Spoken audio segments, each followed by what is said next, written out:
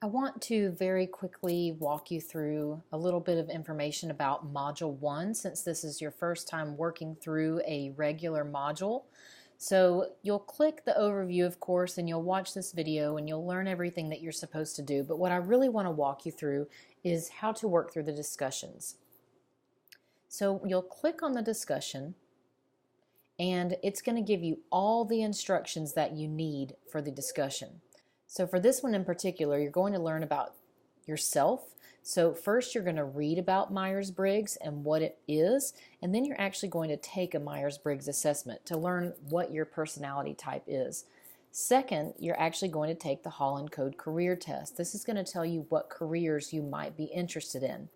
Then as you scroll down, you'll read the instructions for the discussion. So you're going to tell your peers about your Myers-Briggs personality type, explain what it means.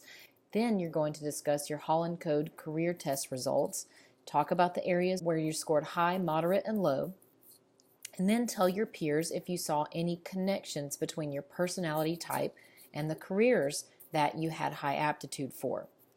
So how you're going to do that is you're actually just going to select reply, and then you're going to type your message here. So you're going to type, this will be your initial post. So you won't be able to see any other replies until you have done this initial post. So you'll tell us all about your Myers-Briggs and your Holland career test, and then you'll tell us if there's any links, and then you will post your reply. Then after that, when you do your 2 responses to 2 of your classmates, you will actually go and you'll be able to see everybody else's replies throughout this thread. So you'll be able to scroll down, and you can see here that right now replies are only visible to people who have replied. But once you've done this, you'll be able to see other people's replies, and you'll be able to reply to their specific posts. So you need to make sure you choose at least 2 people and reply to those people as well. Discussion 2 is very similar. You'll be given some information.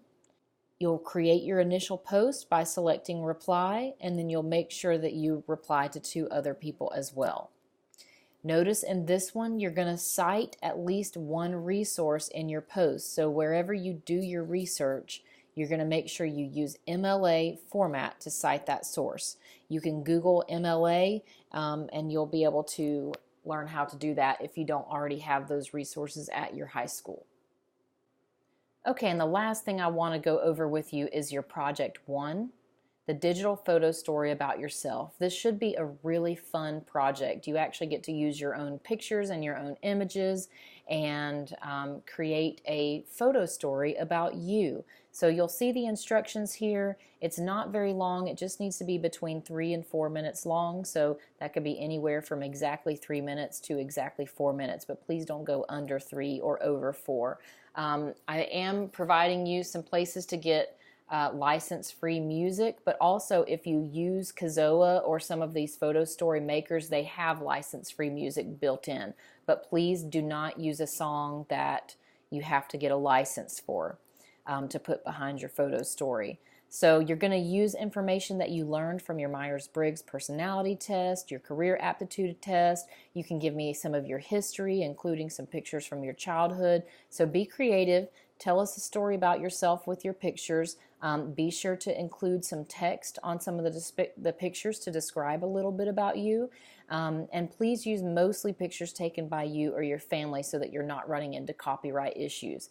If you do use a picture from the internet, please be sure that it's labeled for reuse and that you cite the image in your last slide, in your credit slide. So you'll want to submit that as either a link or an MP4 file, depending on what program you use. If you upload to YouTube, you can submit it as a YouTube link. And here is the rubric for how you will be graded for that. I also provided you a printable copy of this. So of course, if you have any questions, don't hesitate to reach out.